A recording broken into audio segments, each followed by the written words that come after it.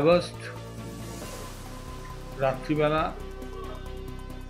গভীর রাত্রে আমি শুয়ে পড়েছিলাম।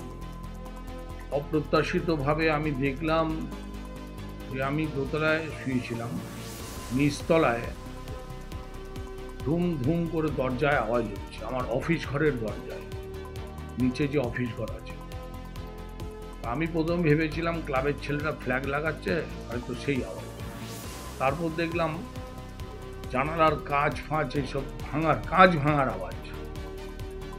তো আমি কিছুটা অস্বস্তি বোধ করলাম বা আতঙ্কিত হলাম। তা আমি, আমার মিসেস, আমরা ছিলাম নিচতলায়। আমার পরিবারের অন্যান্য লোকেরা তার আগেই বেরিয়ে গেছে। বেরিয়ে গিয়ে দেখা যাচ্ছে, পরবর্তী সময়ে নামটা জেনেছি, প্রিয়াঙ্কা দাস, বছর 25-26 একটি মেয়ে, সারা গায়ে কাদা মাখা। সেই মেয়েটি উদ্দেশ্য প্রণোদিতভাবে দরজায় একটা ডান্ডা দিয়ে মারছে, অফিস ঘরের দরজায়, এবং তার পাশে যে জানালা আছে সেই জানালার কাঁচগুলো ভেঙেছে।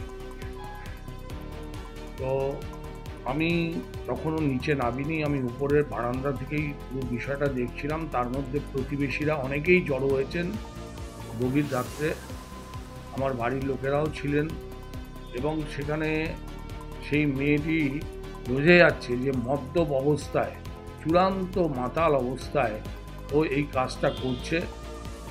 ঠিক তারপরেই দেখা গেল আরও দুটি মেয়ে ওর সাথে এসে যোগ দিল এবং ওকে সেখান থেকে রেস্কিউ করে নিয়ে যাবার একটা প্রচেষ্টা চালাচ্ছি। আমি ইতিমধ্যে আমার দলীয় জেলা নেতৃত্বকে খবর দিয়েছি। জেলা নেতৃত্বের নির্দেশে আমি থানায় যাই, থানায় গিয়ে অভিযোগ করি।